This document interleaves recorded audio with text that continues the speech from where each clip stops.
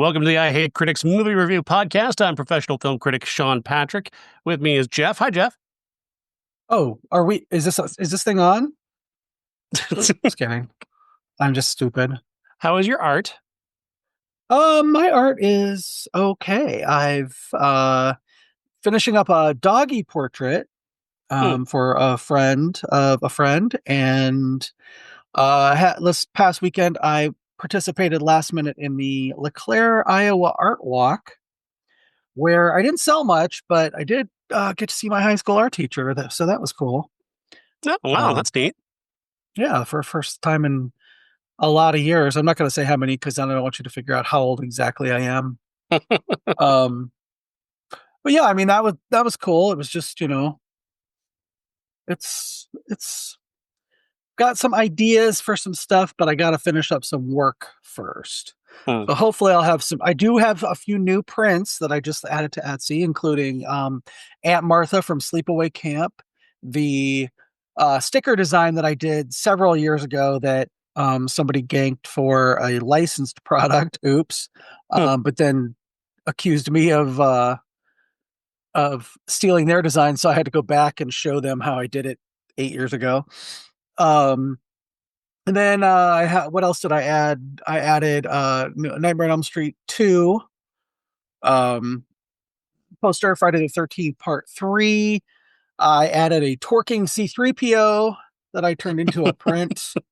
That's one of my more popular stickers, so I had to reprint my Sexy Jar Jar and my Palpa Queen prints. These are all on my Etsy. So um yeah, Jeff Lassiter Pop Cult is my Instagram, and you can get all the links there. And I've got a few other ones that are coming up.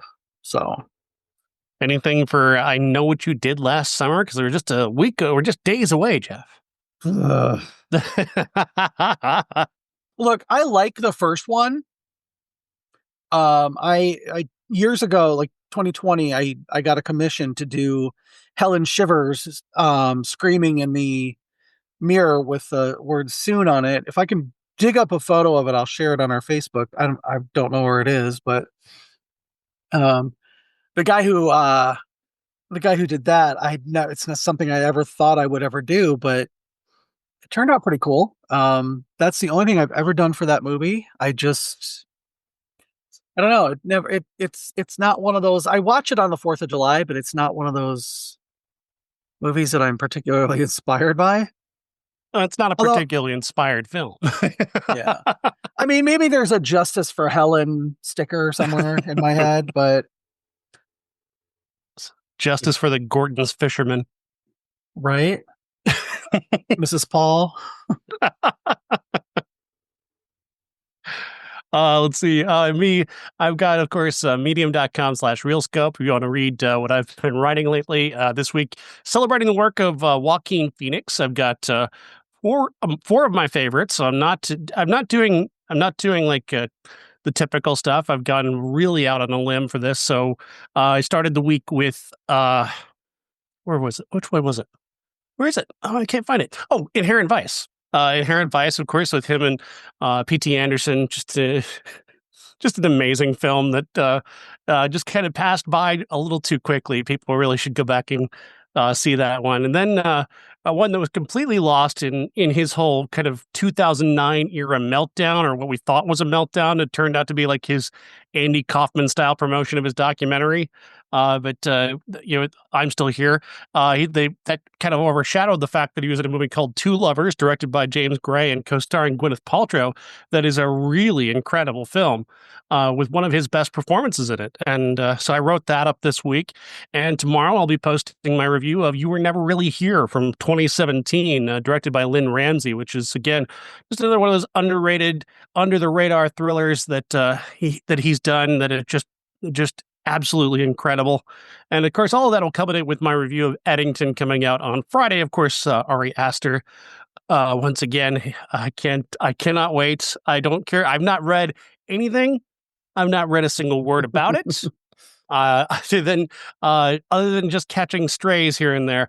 I'm staying as dry on this one as I can because I'm just so excited to see what he's going to do with his latest film because he's the best there is. I mean, there's just nothing that can touch Midsummer, Hereditary, and Bo is Afraid. What's going to happen if it sucks? I mean, it's possible. I guess it has to happen eventually, doesn't it?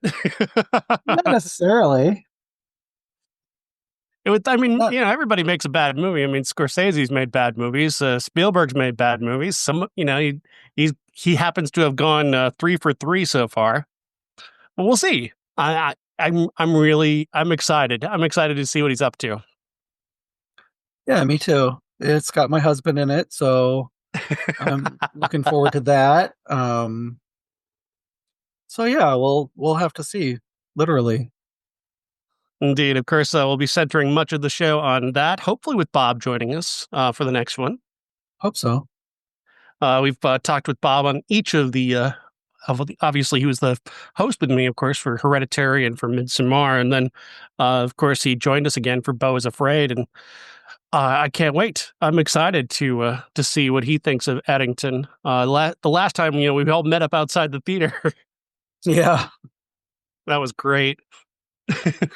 not knowing we were all in the same theater either. Yeah. Yeah, that was wild.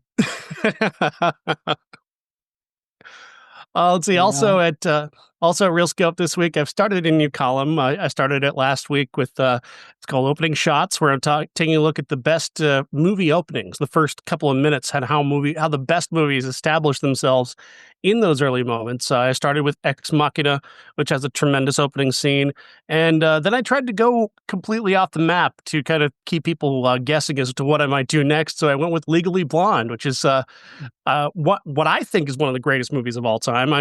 I feel like I'm pretty much alone on that, but I laid out why I think that opening scene is among the best opening scenes in any movie ever. It establishes everything you need to know about Elle Woods. It establishes all the themes that are coming up throughout the movie. It even throws in a couple of jokes that have payoffs coming up later on in the movie. It's just incredibly smart, and the fact that people don't recognize that about Legally Blonde bothers me. It is a really good opening, actually. I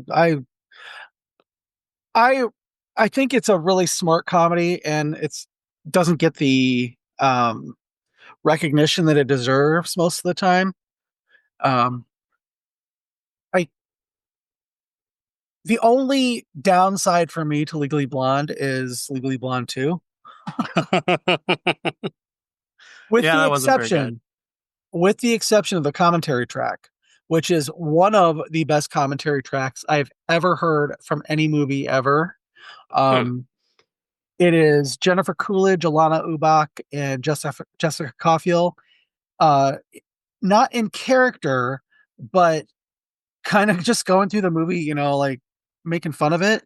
Um, when Jennifer Coolidge has her big you look like a hot dog makes or remind me of the 4th of July, it makes me want a hot dog real bad. In the commentary, she just looks, she goes, I'm so glad I've been eating. It's just it's she's yeah, it's Jennifer Coolidge before she was Jennifer Coolidge, and Mhm. it just goes to show that she's just been doing this for years. But yeah, I think you're right about the opening of that. It just establishes everything so quickly, and with such a good song, "Perfect Day" by Hoku. Um, Mhm. it Which kind of is tells you everything. kind of a brilliant joke in and of itself, the way Yeah, it sets up the entire movie. It's kind of fucking brilliant. yeah, Yeah, it's a nearly for me. I again, I'm overpraising it probably, but I think it's honestly a nearly perfect film. yeah. It's It's also one of the the best. happiest movie. Like, just Yeah, there's just few movies are that happy and aren't annoying about it. Like Minecraft is a happy movie, but it's kind of irritating about it. Whereas yeah, whereas Legally Blonde is just joyous from beginning to end, and it's never irritating about it. right. Yeah, I think it's a very underrated comedy, and I think it's just because of the character of Elle Woods. Is kind of an airhead, and um, how she's kind of portrayed in the media surrounding it. I think that does it a little bit of an injustice. So Yeah. I think if people who haven't seen it judge it by that, and they're wrong. They should have seen the Mhm. movie. Also, this week, the movie One Flew Over the Cuckoo's Nest turned 50, and Fathom Events brought it back to theaters over the weekend, and I did a whole piece on that I'm really proud of. It's The Madness and Meaning of McMurphy, revisiting One Flew Over the Cuckoo's Nest 50 years later. There's something very scary about a character like McMurphy because at the once he has these he sort of embodies ideas that you want to buy into, that you want to believe in. At the same time, if you had to live with McMurphy, if you had to be with a McMurphy type person, you would go insane. You couldn't deal with it. He'd be constantly wired. He'd be constantly wanting to run off on adventures and do crazy things. And as exciting as that can be for like a night, you having that for a life is just that would be just terrifying to me. And I love the thought of Milos Forman kind of seeding that throughout the movie. Is like how as much as this guy is the embodiment of the American dream of being completely free, what does complete freedom look like? And just how much of a tragedy is it when it's taken away as it is? Yeah. Yeah, I actually got to see I was house sitting and got to watch a couple documentaries on they're not brand new or anything, but I did get to see Pee-wee as himself and My Mom Jane about Jane Wow. Mansfield by Hmm. Mariska Hargitay. Um, both excellent. I mean, I've never been a like Pee Wee Herman fan, Hmm. but it made me want to go out and watch all the Pee Wee Herman stuff that's out there. Same with Jane Mansfield. I really didn't think much about her until I watched this documentary, and it was like, oh, she seemed a lot more interesting and um, kind of a lot more. How do I put it? Like she was really almost kind of in a downward spiral the last year of her life. But Mm. that gets kind of glossed over with the revelations about Mariska's parentage in the movie. So, you Oh, know, she's is there a twist we don't know about? well, I mean, it's not really a spoiler because it's been out there now for a little while. But her dad, Mickey Hargitay, was not her biological father. Hmm. Um, Jane Mansfield and Mickey Hargitay were on and off again and on and off again. And while they were off, she went out and had an affair with a singer, and he is Mariska Hargitay's biological father. Oh So, wow. yeah. God, she's had to have a weird life, huh? I mean, imagine being in a car accident that kills your mother, who is like one of the biggest stars in the world, and then, having that over your head, and then years later finding out from the president of her fan club that your dad is not your father. Um, I just, and to have that kind of devastate you for a while, and then nobody really wants to talk about it, but you live with that and meet your other family over the years and seem pretty well adjusted about it. So yeah, I mean it's a very moving documentary too because you get to meet her brothers and sister, Hmm. and her sisters, um, and it's just you kind of it's not you've seen her on TV and in movies for the last 40 years, but you just never really thought about it. True. So, Jane Mansfield's daughter was the only other thing, but I mean she's been in so many things, and I think now at this point now she is the longest running character on network TV. Yeah, I mean, if Richard Belzer isn't still on that show, yeah, Yeah. Oh, yeah. is he dead? He's He's dead. dead. So Yeah. he's no longer on the show. So yeah, I mean, that was the only if way they he was. put She was. He was. That's the only way he was going to get passed on that list, I guess. yeah, and he played that character in like four different series, I believe. Yeah. Hmm. Yeah. So, Munch. I I think if you've got Max or HBO Max or whatever the fuck they're calling it this week. I think you should go out and definitely watch this. It's very interesting. Same with the Pee Wee Herman doc. It's just 2 episodes, and he's very frank about a lot of the stuff. It was filmed before he died, obviously, Hmm. and they, he opened up and then he closed up really, really quickly, and then kind of stuck his toe back in the water, and but he talks about the hiding his sexuality from people, even though it was kind of, I always just assumed he was gay, and I was surprised that they said he was in a straight porno theater when he got arrested. Hmm. Yeah, I just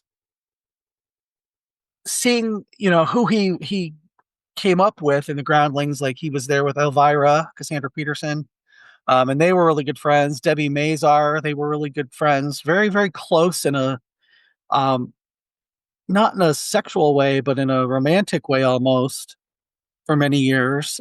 He was a very private person, but um, for him to do this documentary, it was pretty bold, and to talk about the stuff that he talked about, that you kind of want to sweep under the rug. So Yeah. yeah, both highly So recommended. it's so strange to. I mean, I don't know why I never really thought of Pee Wee Herman as a sexual being in any way. I guess I never. I even Paul Rubens. I never really thought for a Yeah, second about whether he was gay or straight. He's just kind of one of those people who just sort of existed somewhere in the ether, and it never occurred to me even think about it. I'm gonna say some of the footage of him as a young guy, I was like, oh hi, Pee Wee. It was kind of hot, I mean, yeah, just very very deep compared to just Pee Wee. There's a lot more there. So There was always definitely check something those with out. him, even on that show that was just so dedicated to just kids. He always had a little gleam in his eye, a little something Hmm. that made you feel like you were seeing something that maybe you're not supposed to see, or maybe you're being treated like an adult by an adult, even though he's not acting like an adult. There was something about Yeah, him that captured that feeling that made you feel part of something as a child that you really couldn't feel part of just being a child. If there weren't an adult in the room, and yeah, the adult happens to be Pee Wee Herman, but still, he made you feel like you're part of something that was almost adult, that was almost a joke that was above you, or that you're yeah, not ready for, but that he was getting you ready for. It was so cool. He just had that vibe about him where he was there for every kid. And everybody could trust him and be in the room with him, and he was going to be Pee Wee. yeah, yeah. And the fact that he came up with his character as kind of a late night show kind of thing. Sorry, I keep thinking I'm going to sneeze all over the microphone. The fact that this was kind of a subversive character at first, but then when he did Pee Wee's Playhouse, he really did kind of connect with the kids, that were part of it. Like when Natasha Lyonne was on it, and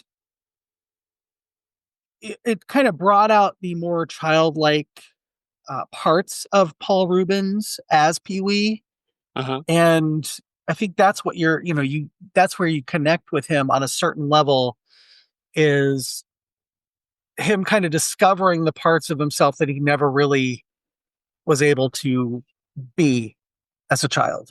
So I can recall, like, as a kid, there were these, like, you remember, like, the whole thing, Bob Saget, when he was on Full House, there were all these rumors that, like, oh, secretly, Bob Saget is one of the dirtiest comedians in the world. And that turned out to be true. Like, yeah, once he got off the show, he actually started being himself. And that was a rumor kind of about Pee Wee as well, where he's like, okay, well, Pee Wee does this kid's show, but when he does his show, he's doing something more. but after a while he never really did his own show. Yeah. He was an actor, Uh-huh. but he never really did anything but Pee Wee when it came to shows like that for the rest of Yeah. his life. He remained true to it, too. He took care of it. Yeah, there was never like the what you would expect where he would come out on stage and pull a Michael Richards or anything like that Right.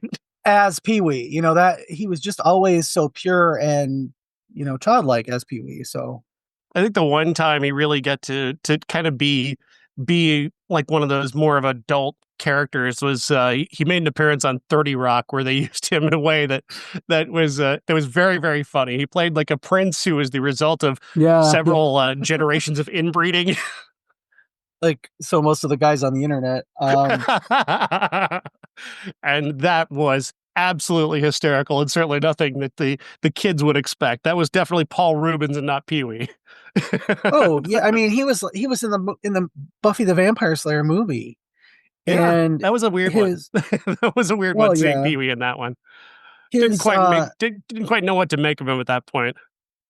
well that's because he said I want to look like I did my mugshot. He said I want to look this way because I don't want people, I want people to like have to kind of confront it. So yeah, it was very. He was a really interesting guy.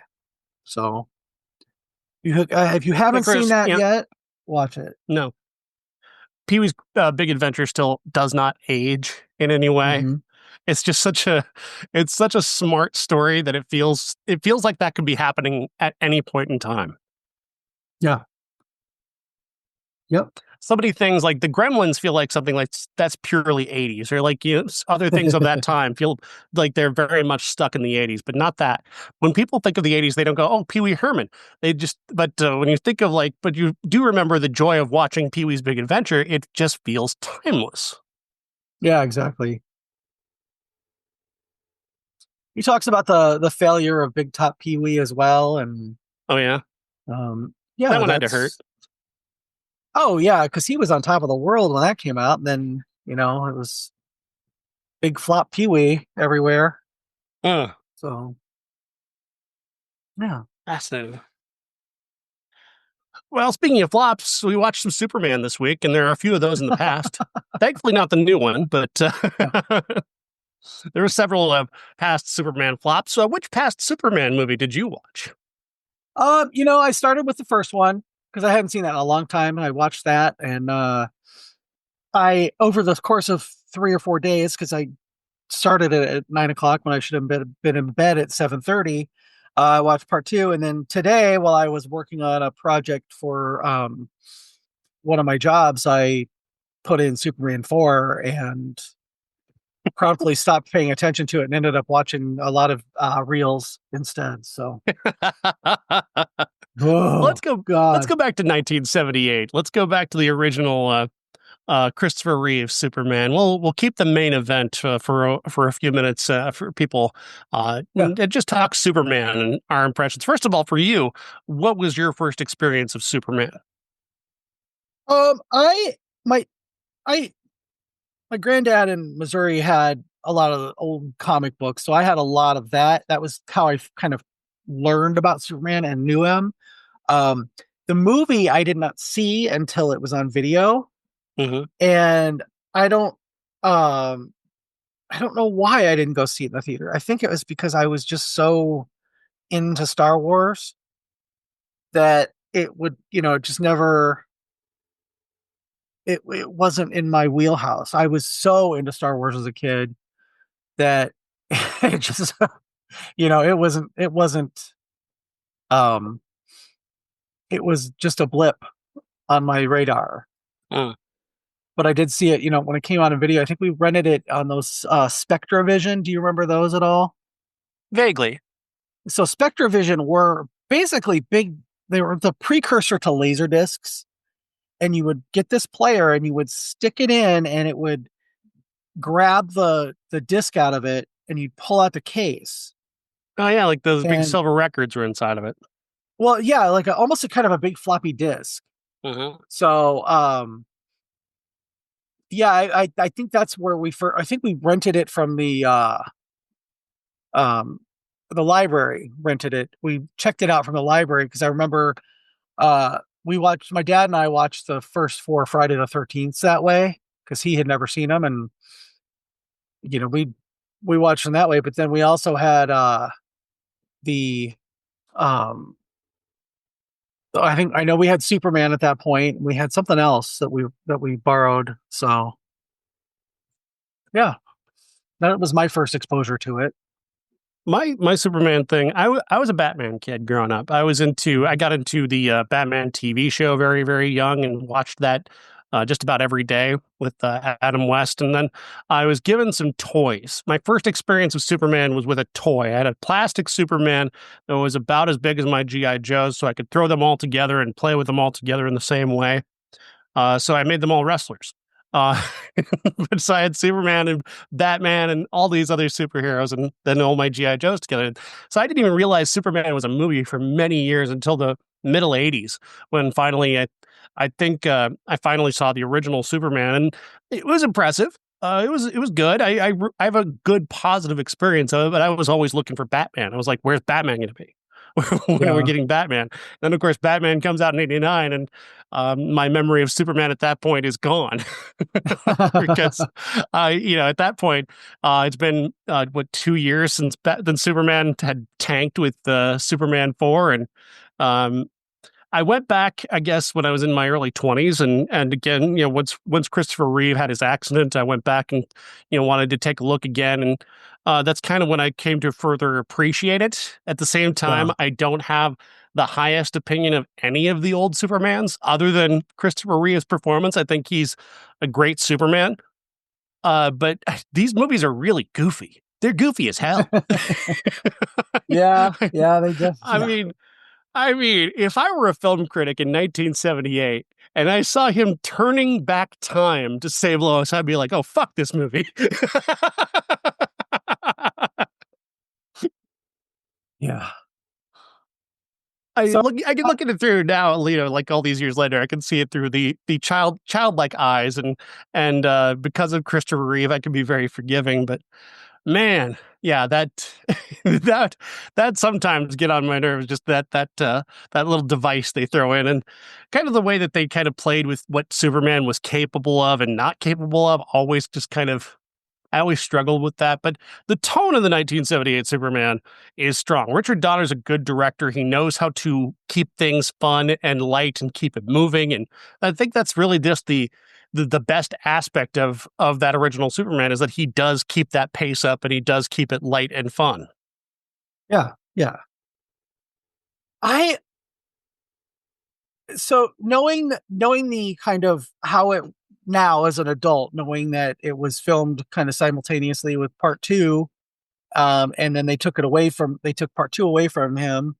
Um, I see like all the seeds that they were planting in the first one, and Mhm. how it was a comic book movie. It wasn't a Superman movie. It was a, let's put a comic book on screen. Right.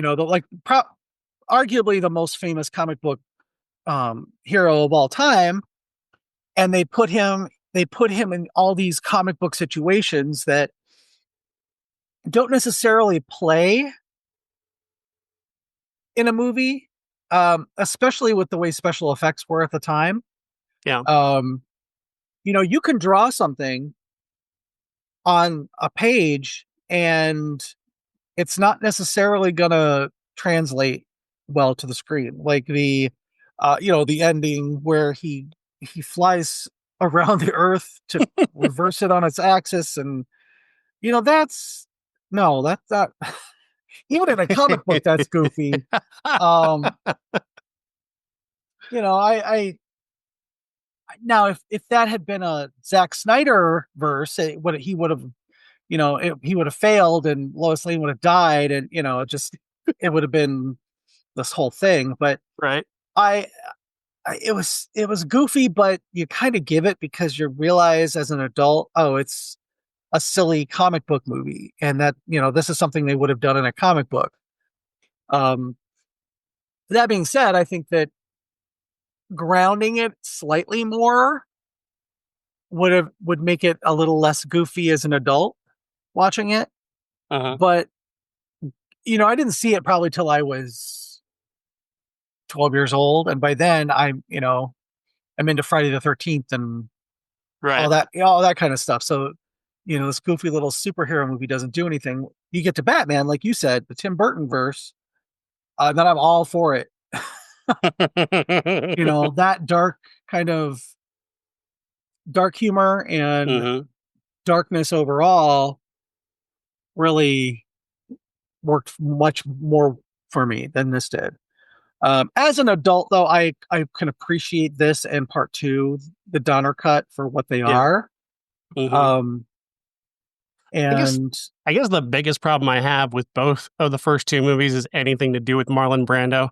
I know they needed him to get the movie made, but for fuck's sake, does he just stop these movies fucking dead every time he comes on with those speeches? And I understand that he's supposed to be one of the greatest actors of all time, and many occasions he has been in the past, like his unimpeachable great performances in the Godfather movies, Apocalypse Now. I mean, there's just a lot of really great Marlon Brando performances. This isn't one of them. This is just him droning on and just being, Marlon Brando and picking up a fucking paycheck. And yeah, then when you hear, I mean, Christopher Reeve was one of the nicest guys in Hollywood. People love Christopher Reeve. Christopher Reeve, once this was done, once he didn't have to work with Brando anymore, once he knew that Brando wasn't on set anymore and they were not going to see him anymore, he comes on Letterman and just rips him. So this guy is the least professional human being I've ever worked with. Like, Christopher Reeve, like this sweetheart of a man, is just tearing you a new one on television. It just tells you exactly how truly unprofessional Marlon Brando must have been. hmm And I mean, every story from there, with Brando is just him getting weirder and more off-putting from there. So well, Marlon Brando, he ugh, he was one of those people who is a victim of believing their own hype. mhm. There he was not a he was a great actor in the 50s and into the 60s, and arguably, in early 70s. Um, but he got so into himself and so into who he thought he was and who people perceived him to be, that he just decided, well, I'm going to just do whatever the fuck I want, and I'm Marlon Brando, so you're going to have to deal with it if you want me in your movie. So yeah, he does he stops the movie every time he's in there.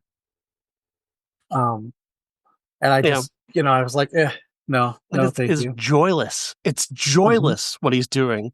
Especially compared to the tone of the rest of the movie. He has no idea what movie he's making and he doesn't care. But meanwhile, Gene Hackman could not be more on point. This man knows the movie he is making. He is there to have a good time and to sell this like Luther role.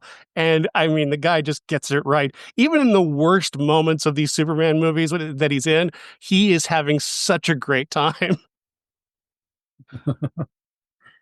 Yeah, I wish that one of my pet peeves about like some of the early superhero movies is he should have done the entire movie bald, Uh, yeah. but That's one of the things he refused to do. He also was yeah. going to insist on having a mustache until Richard Donner tricked him into shaving it. There's a story I just saw in a documentary where Donner was wearing a fake mustache, and he said, "Gene, if you cut your mustache, I'll cut mine." And he got Gene to cut his mustache, then he peeled his off. And thankfully, Hackman had a really good attitude about it. He laughed, and they were able to continue working after that. But yeah, he refused to do the whole bald thing, and then did bald cap, and eventually did the bald cap. But yeah, refused to do the bald thing overall. Yeah. I him and Valerie Perrine, their chemistry is like kind of off the charts. Yeah, It's one of those things where it's like you can't believe that you lucked out to see them together. So they're having a ball. He knows he's playing a comic book villain, and he's just relishing every moment of being the baddie. And uh, he's such a perfect foil for Christopher Reeve, who's very when he's not Clark Kent, he's a very dignified character. And Superman is a very dignified, put together character, and to have this other guy who's just completely audacious and excited and happy and up and doing horrible things. he's, he's just so much fun. I like it. He's this, like I said, I love what Christopher Reeve does. And when we see him fly, I think it's pretty damn incredible they were able to do that in 1978 the way they did. And that they forgot how to do it by 1987 is pretty amazing. Um, Oof. but it's pretty incredible. But I think Reeve is fantastic. But Hackman is kind of the secret sauce of the Mhm. first two movies because he's just he's just a delight every time he's on screen. Yeah, yeah. He really is the kind of the glue because Christopher Reeve, um, while he was a good actor, but he was very inexperienced when it comes to movies, and you can kind of tell that in the first two. Uh-huh. Just just some of his kind of wooden delivery, and you can tell he's kind of looking at his mark a couple times. And Gene Yeah, Hackman, he really makes up for that. So, yeah, he's just such a pro, such an incredible veteran who just knows what he's doing at every single moment. Um, Superman 2 is fine. The fight scenes in 2 are good. I think hmm I don't really know enough about the differences between the Donner cut and the Lester cut, or really what the dispute was about because I don't really care. yeah, I've watched a couple of documentaries about it. Nobody really gets to any kind of heart of it. I know Richard Lester also hated the Salkinds as much as Donner did, but he took the role essentially. He took on the reins of directing that because they didn't pay him for the Three Musketeers movie that he made with the Salkinds, and this was the only way he was ever going to get paid was to do this movie. So he did it. Was him coming in to do second unit and then take over eventually and direct Superman 2, which is a fun story. I think there are a lot more even fun. The fun behind the scenes is even more fun than the movies, really, when you think about it. Like when they finished the first film, the younger Salkind, he ran off with the print. He ran yeah, off to yeah. Geneva with the I remember original talking about print of that. Superman and held it hostage until he got European rights for it. I remember. Yeah, I remember that. Didn't they make a documentary about that?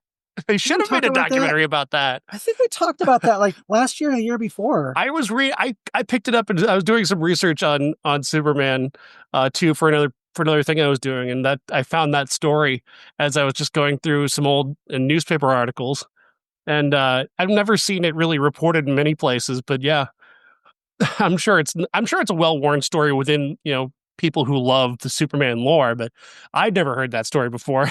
So it's very fun. Like the Salkinds are just fucking criminals. And the fact that they handed the ball off to the Cannon group is just hilarious.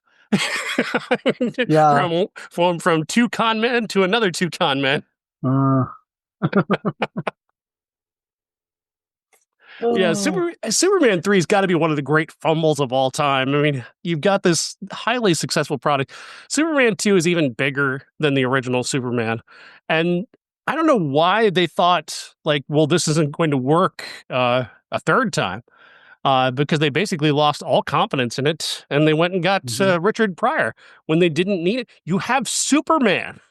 Superman's the reason we went to the first two movies. We don't need Richard Pryor, but they have Yeah. so little confidence. They go out and get Richard Pryor. They make an entirely different movie with Richard Pryor, and then they kind of try and bring them together at the end as if this was a thing that they were going to do the whole time. I mean, Richard Pryor is making an entirely different movie the entire time. Oh yeah. He interacts with Superman like what, twice before the end of the movie? Like it's Uh huh. bizarre. You know, I my favorite thing about Superman 3 is that it gave us Office Space. If you know, you know. Oh man. Yeah, I was gonna actually watch that instead of Superman 4, but I'm like, you know what? I don't remember the last. I don't think I ever watched Superman 4 all the way through, Mm. and I still haven't. Because it's Like, hard. It's hard to do. well, once he starts fighting 1987 era Don Johnson on the moon, I'm like, He's Oh, girl, moving the no. moon now. Oh, What? Moonami Vice. No, thank you. Oh God. Superman 4 is just a gold mine of bad movie stuff. So let's just go there because that's where we're both eager to go, it would seem. Superman 4, like, just the worst ideas. So basically, this began as a money laundering scheme by the Cannon Group. They purchased the rights to Superman from the Salkinds for just a ridiculous, like, $800,000, I believe it was. Which I guess it's nice to hear that the Salkinds got ripped off. Um, Yeah. After all of that, they weren't very good deal makers. Like, he didn't even get that much. He only got like $60,000 for holding the first print hostage. So I mean, they were never the greatest negotiators, the Salkinds. But the Cannon Group gets this. They announced this big budget, $40 million is what we're going to spend on Superman 4, and then they cut it to 16 million within a week. Because they moved all that money to Superman, and then they're like, okay, now we're going to take that money to do this movie and this movie and this movie, and now go, you can make it for 16 million. Hmm. Just leaving them with absolutely nothing to work with. That is Oh. just hysterical. Just what they end up coming up with is just, I can't even, the fact that Gene Hackman can get through his scenes with John Cryer and having to Uh-huh. create this nuclear man from genetic materials and a piece of Superman's hair. He's going to make a nuclear man by throwing a nuclear missile into the sun. Like, Gene Hackman is an acting god that he just didn't go, fuck this, I'm out of here. It's called money, honey. They just kept back. Most of that 16 million is sitting in Gene Hackman's house right now. Yeah. Under the floorboards, probably. Um, yeah, oh God, I started watching it and I'm like, all right, let's see what this is all about. And by the time John Cryer got there, I was like, oh, That character is so okay. obnoxious. So I mean, obnoxious. the plot of this movie, like if I was writing a TV guide plot summary, it would be like Superman throws a lot of shit into space. Because that's what he does. Like he does it, Yeah. a couple times. And I'm just like, girl, stop littering space. Oh, there's just Yeah, I just so much needless bullshit. Like the paper is getting taken over by a Australian tabloid. Like they're gonna, mhm. like, Rupert Murdoch or whatever. And then you've got to introduce a new female character who's kind of a love interest for Clark, but not for Superman, who's also dating Lois. So they got to do a thing where they're all going to go on a date together. Oh my God. Just no. Just no. Just no. Mhm. Uh, but so much of it began with Christopher Reeve having just the noble idea of what he would like to see Superman do, which in his mind, he wanted to see Superman bring about world peace and kind of confront the idea of why Superman simply can't bring peace to the entire world. And that was a great idea. And it's one that had been inspired, I think, from one of the comic books, explored the idea of, like, because people often ask, like, if he's, Superman, why doesn't he just end all suffering? Or why doesn't he Yeah. just end all wars? And that's a big idea that Superman has to confront eventually. And which the new one does quite well. We'll get to that. But that was Christopher Reeve's idea when he's working on the script. When he wrote the script for four, which is wild to think. Uh, he wrote the script, and I guess I don't know where he got Nuclear Man from. Like, I don't think that's a comic book character. I don't know what. And then he's got like fingernails that are like he can scratch you, and they're like kryptonite, I guess. Yeah, I'm like, girl, those press-ons are gnarly. Oh man. Little Then they chickens got have large talons. then they got to go full no homo by having him try and he steals the other girl and tries to take her to the moon, which is yet another dumb scene. She's dead the second they leave the atmosphere. Like, you're Yeah. I Like mean, just that was really stupid. There's so many like stupid things in this. how she didn't turn into Leia in The Last Jedi Right? without the Mary Poppins flying. I don't know. And I say that ironically because I really love that movie. I do But too. you, I just, I, oh, it's so bad. The moon It's just fight where they're fighting in slow motion, and then he well, hammers him into the moon. like that. No, that legit made your mom is it. Your aunt's name is Martha. I have Martha too. You know that legitimately made that look like high art. It was just so bad. Oh And you know yeah. what? God bless you, Christopher Reeve, for trying, but Mhm. didn't try. You either tried too hard or you didn't try hard enough. And I think it's you tried too hard. Yeah, that screenplay needed a few more passes, to say the least. Carrie But it Fisher was should the have only come in way. on that one. He said it was the only way he was coming back for another one, and they couldn't really make a Superman without Christopher Reeve at that time. So they kind of had to, and they certainly didn't have the money to pay him much more than they were going to pay him. So because they were already diverting that budget away to other projects. Yeah. Did you know that like the Masters of the Universe movie, the only reason that existed at all is because of Superman 4? Because they Okay, stole Superman so much 4. money and so many sets from Superman 4 from Masters of the Universe. Literally a bomb that keeps on bombing. Oh, wow. The implosion zone around Superman 4 and canon films is remarkable. It's far better than anything in the movie, certainly. Because the movie Yeah. is it's just so bad. It's bad from beginning to end. It's just so bad. Yeah, I couldn't even finish. I'm like, nope. Let's watch Charlotte Doberry talk about like read from Reddit. That was more interesting. Oh, all right. I think that's enough of the old Supermans.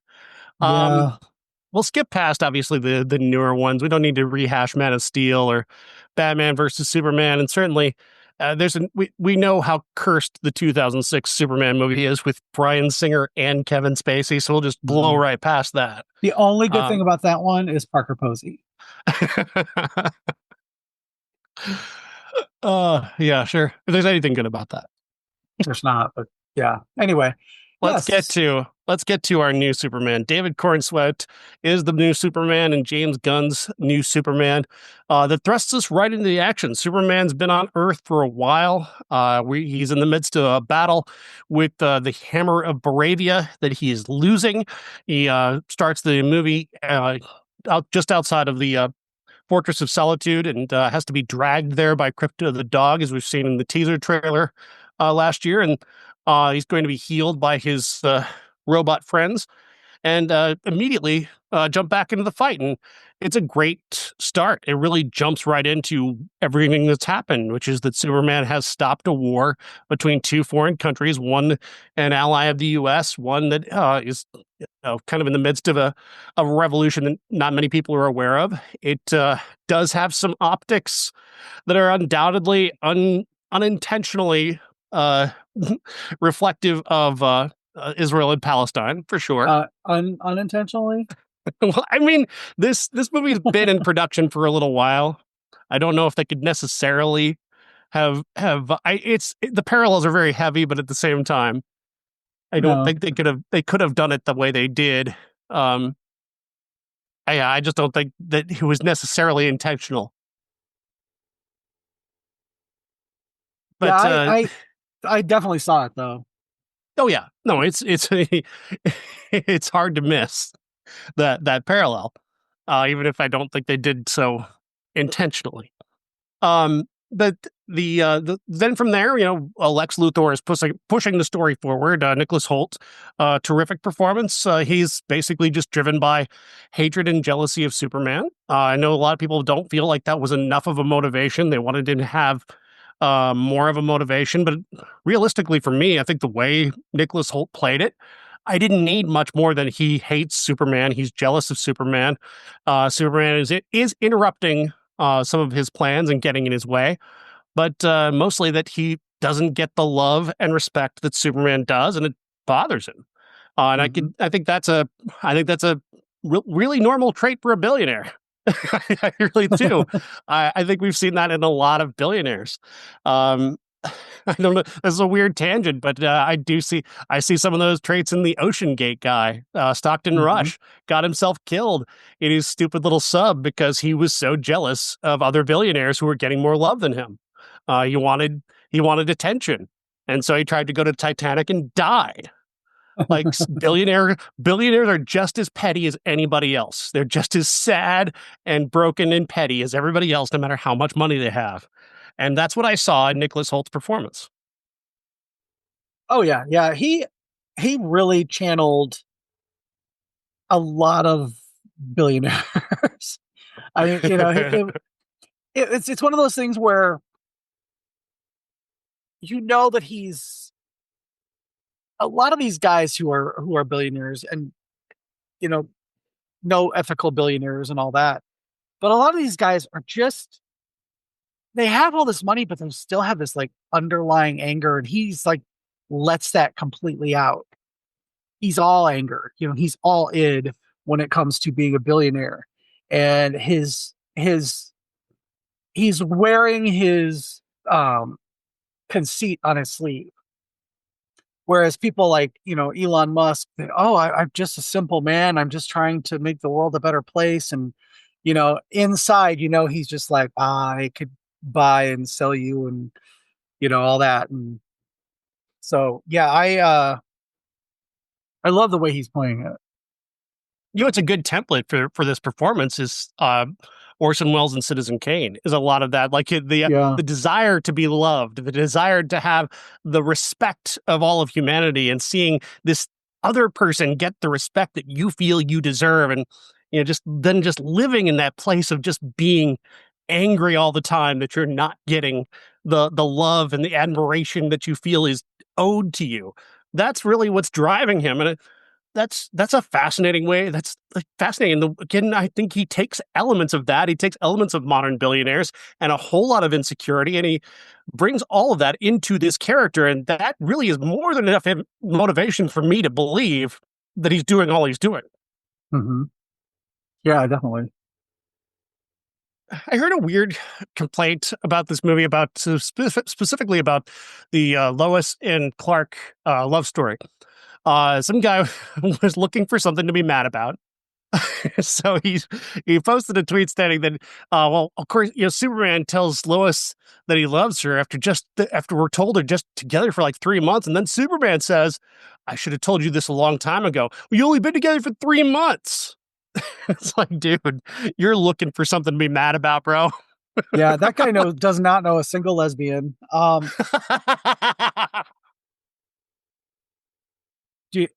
do lesbians bring on a second date? You all? A U-Haul. What do gay men bring on a second date? I don't know. What's a second date? Just kidding. No, yeah, look, I know people who have said they just know they, it's love at first sight, whatever. And most guys like believe in that kind of stuff. But Yeah. if you do it in a When a movie guy that's like not directed by Zack Snyder, you're going to be pissed about it.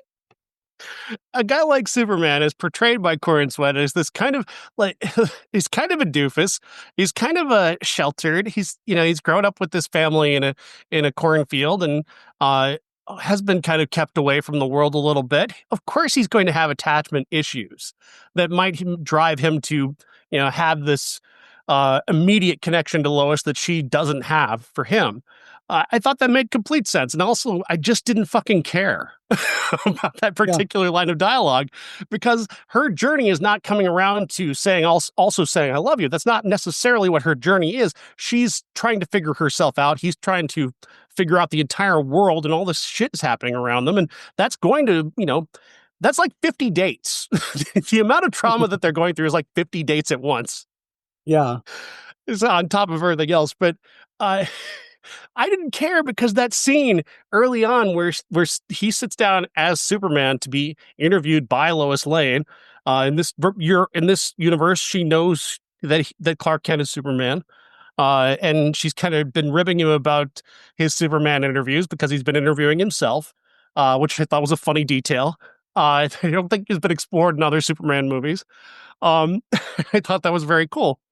Yeah. But then they have that scene where she interviews him about what he did, and it's a great exposition scene. It sets the tone. It tells us exactly what Superman is and where he is in this universe, and I bought into that completely. That was a great scene. That back and forth was electric. Yeah, I that scene was very long, but I didn't notice it until somebody pointed it out to me after. Mhm.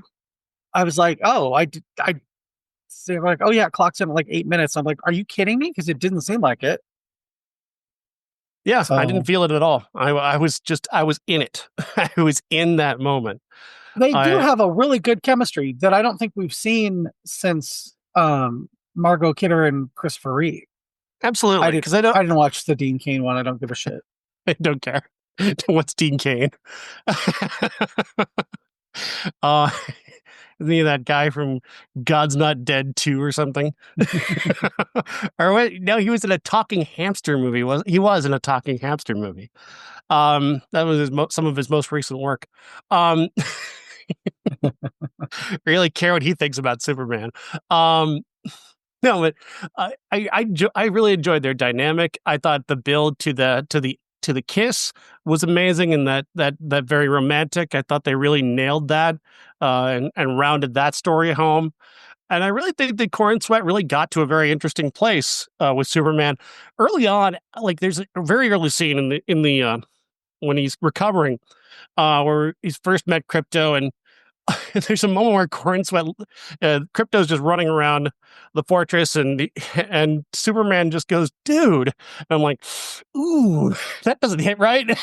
Superman saying "dude" was very weird to me, but he made it work eventually, like because he is a kind of a geeky guy who is he's trying very hard to be normal and relatable, and that's going to be like that. It's kind of like when you hear Sheldon on The Big Bang Theory say something out of character. Yeah. It's like, what? He routed it out very well. He brought it around to where I felt better about that, especially the whole thing about her version of punk rock versus his version of punk rock. I thought that was a very James Gunn addition to really kind of deepen these characters and deepen sort of the things that are different about them and interesting about them, and sort of the and setting the tone for what his Superman Clark Kent, how he sees the world. I thought that was using that music was very smart.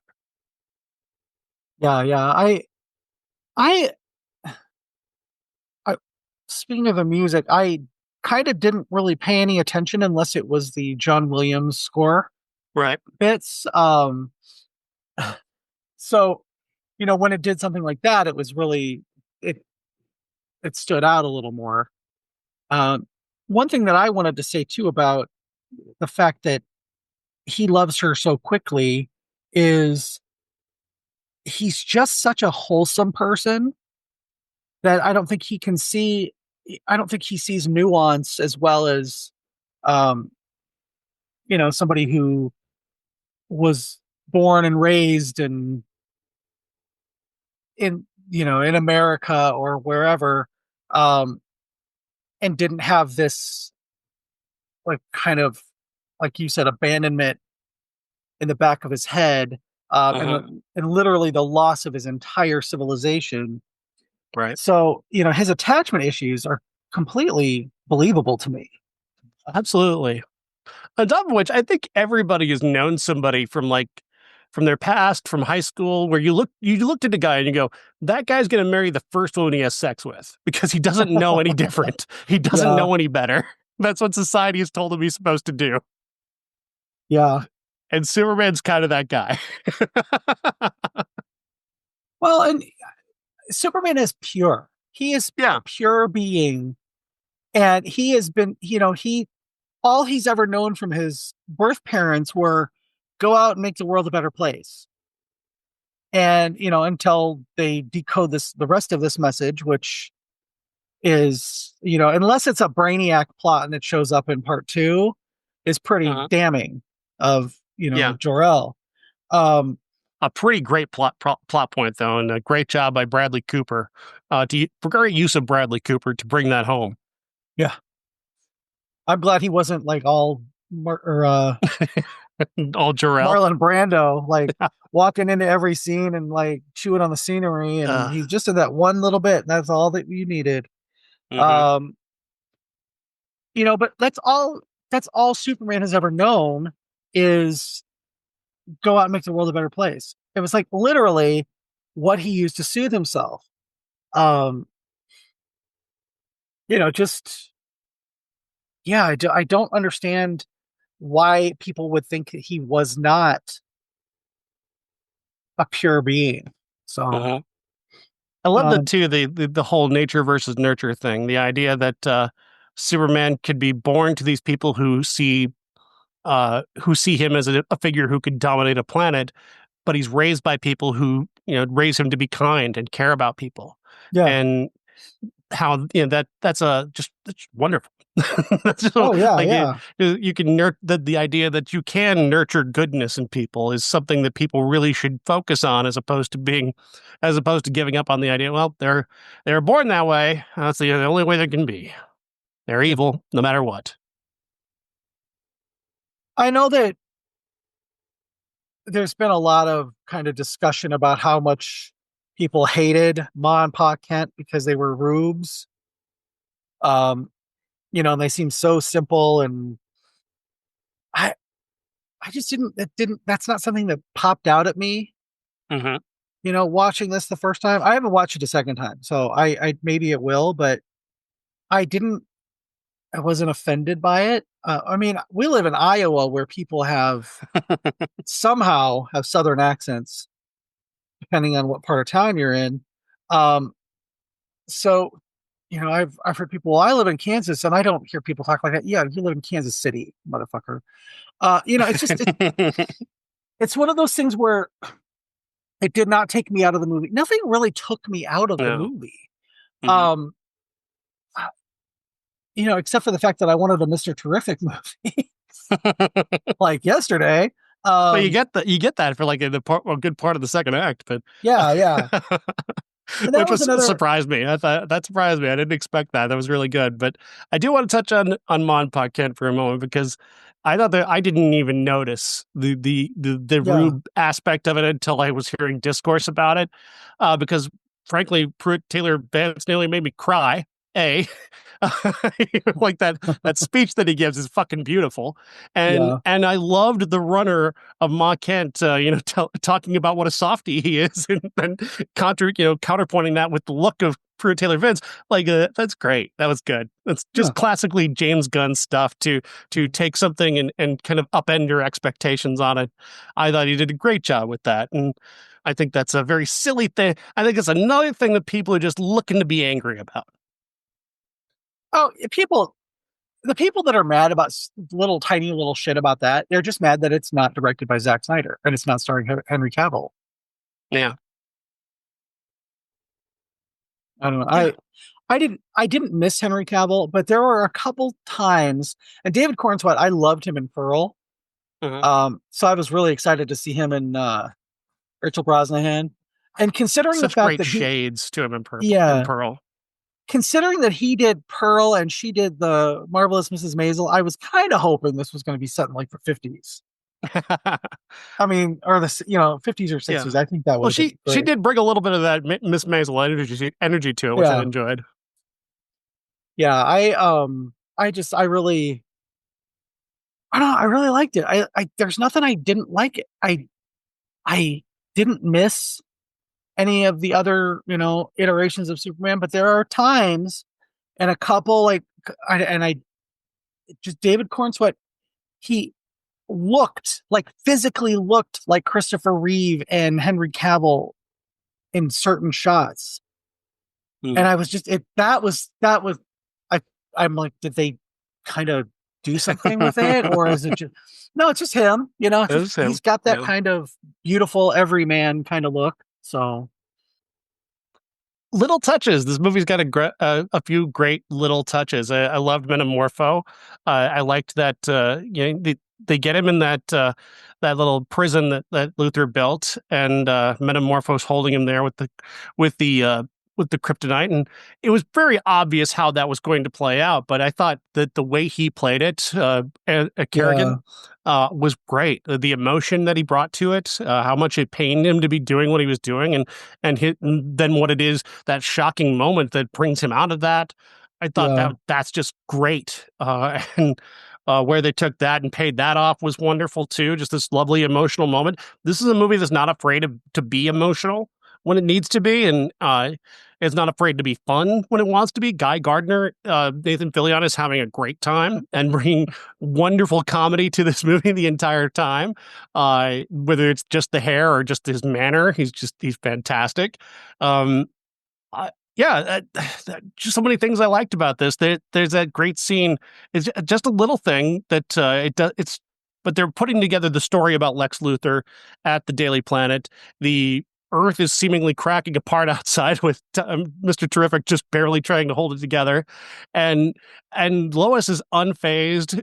Perry is unfazed. They're just sitting there writing out the story. They gotta go. They gotta get on the plane and get out of there. But we're gonna finish, running through this thing on the board first. Like Yep. that was a nice little touch that felt, very much like the comic book characters, very much like the way Margot Kidder played that character, but with a little bit more of that punk rock edge that Rachel Brosnahan is bringing to it. Yeah, fucking great. Yeah. Yeah. I enjoyed it. I'm looking forward to Supergirl next year. That was again, yeah, another. When she comes on screen, I thought it was Sydney Sweeney first. I was like, "What?" Yeah. It's Millie Acox, and yeah, that was fantastic. Her introduction, her falling all over the place, the dog jumping up, that crypto, the way they portrayed the dog was hilarious. It was Yeah. And great. the CGI on that dog was amazing. There were times I'm like, come on, this has got to be a real dog. Nope. Nope, not at all. When he starts going after all the Mr. Terrific's got those things that look like, The little orbs. yeah, he just starts playing with him because he's a dog and he sees a ball. Just little touches. This movie's great. I don't think it's the best movie ever. I do think it does that thing that I hate where it like kind of overstacks the odds a little bit here and there. I thought the way that they had, Ultraman was a little bit too much ahead of Superman in every fight. Like maybe we could have done a little less of that. Yeah. But so it's not a perfect movie, but for a Superman movie, this is way better than most Superman movies. It's more Oh, coherent yeah. than most of the other Superman movies for sure. Yeah. And 100%. I do like Batman versus Superman. I still like Batman versus Superman. That movie's not particularly good at being fun. No, none of the Snyderverse ones to me are fun. It's it's a lot of destruction porn. Yeah. Um, and I think that this one was kind of an overcorrection on, the like Superman literally decimating cities. This one, he's trying to save like giant Godzilla kaiju monsters so that they don't break anything. It's like, That was oh, adorable. And he okay. saves a squirrel. Yeah, yeah, That was great. I love that. That's a Superman thing. That is something that Batman would be pissed off about. Like, yep. that's great. That's a lovely little Finish the touch. squirrel.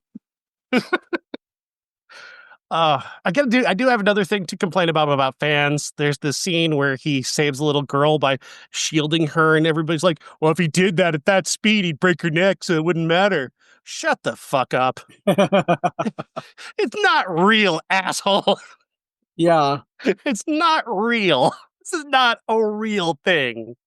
Superman can't do anything. He doesn't exist. Have yeah. a little magic in your heart, for fuck's sake. Not to mention, give him a little bit of credit for knowing that ahead of time and correcting for it because he's Superman, moron.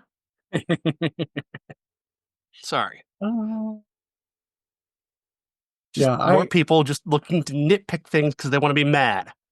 well, and I think a lot of it too is possibly because in the last 15 years, we have grounded these superhero movies in reality. Yeah. Marvel, while I love Marvel superhero movies, they are really bad at like making sure that it's somehow grounded in some sort of reality. Yeah. So people have come to expect that. And when it's just a fun comic book movie that is not so serious, they freak the fuck out because it's not, it's not what you think the you've been conditioned to since Iron Man came out. Mhm. So yeah, just yeah, I had fun. Just I wanted to yeah. see it again. I do want to Um, see it again. Yeah. I didn't buy the popcorn bucket, but that I'm not you.